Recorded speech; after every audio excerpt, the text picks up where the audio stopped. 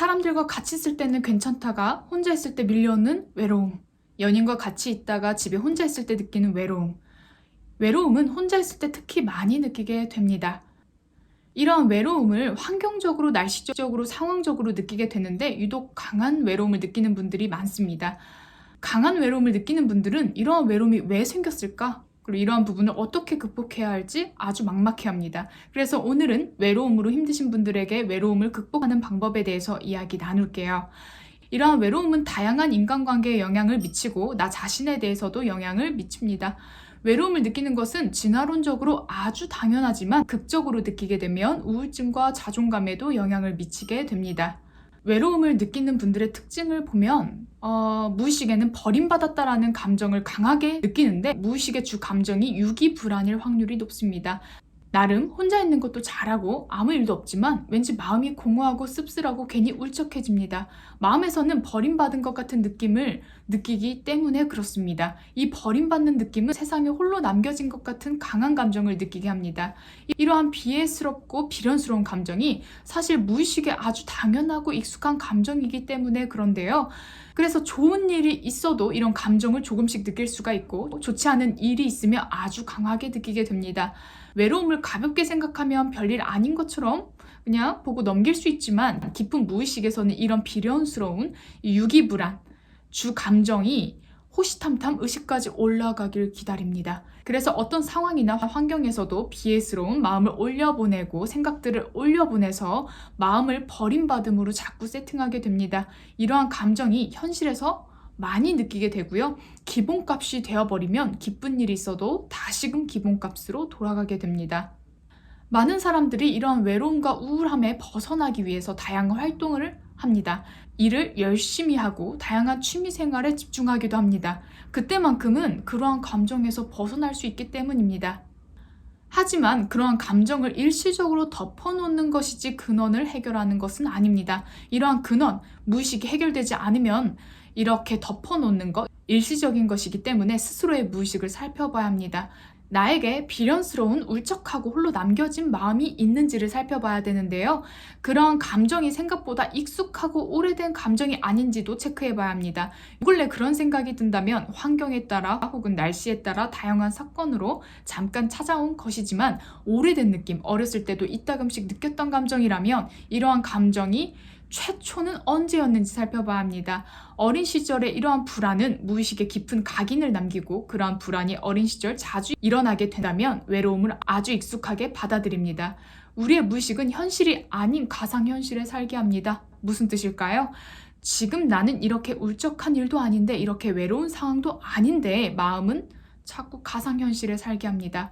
매트릭스라는 영화를 참 좋아하는데요. 우리는 현실을 살고 있지만 이질적인 감정을 느끼고 이질적인 생각을 하고 있는 게 아닌지 살펴봐야 합니다. 내 마음이 현실과 너무 동떨어져 있지는 않은지도 객관적으로 살펴볼 필요가 있어요. 비련의 여진공에 심취된 분들은 생각보다 많습니다.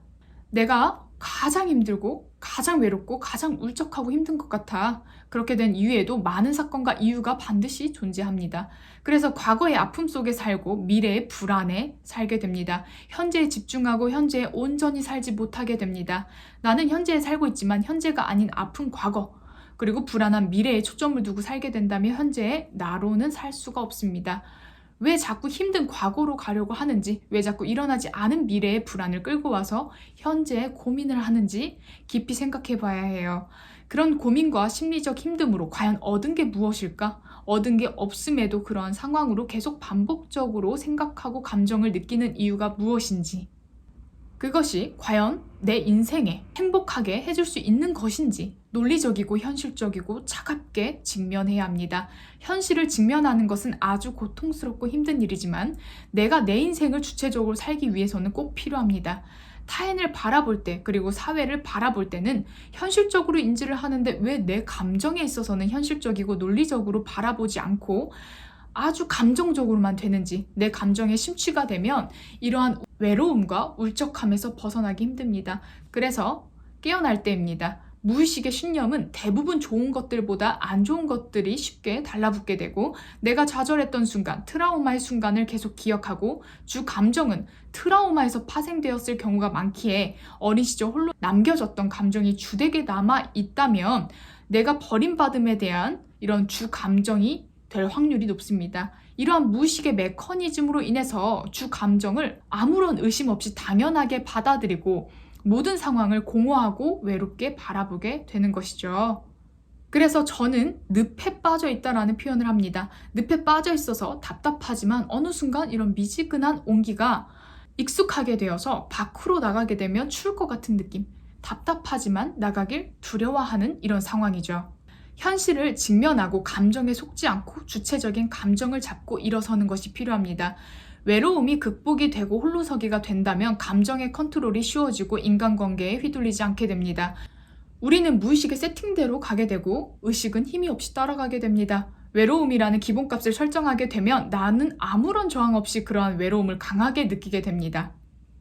하지만 내가 이러한 부분을 인지하고 저항하게 되면 다른 선택지가 생기고 주체적인 인생을 살게 됩니다. 무의식은 불행을 선택하는 경우가 생각보다 아주 많습니다. 불행이 익숙한 사람들도 많고 외로움이 익숙한 사람들도 많아서 이렇게 행복하면 불안해요. 사람들과 같이 있다가 홀로 남겨지면 외롭고 우울할 것 같아요. 라는 피드백을 많이 받습니다. 이제는 직면을 해서 감정을 선택하셔야 합니다. 외로움이라는 무의식의 기본값이 설정이 되어 있다면 이제는 기본값을 내가 정해야겠다. 평온함과 긍정으로 바꿀래 하는 마음이 필요합니다. 그러기 위해선 무엇을 해볼까? 하는 마음은 주체적으로 내 삶을 살게 합니다. 나의 소중한 하루하루, 이런 현재를 위해서라도 나는 깨어 있어야 합니다. 과거의 트라우마에 세팅된 기본값이 아닌 주체적인 나의 인생은 내가 세팅할 수 있습니다. 오늘은 외로움을 극복하는 방법에 대해서 이야기를 나눠봤습니다. 이러한 외로움을 다른 시각으로 볼 수 있는 시간이 되시길 바랄게요.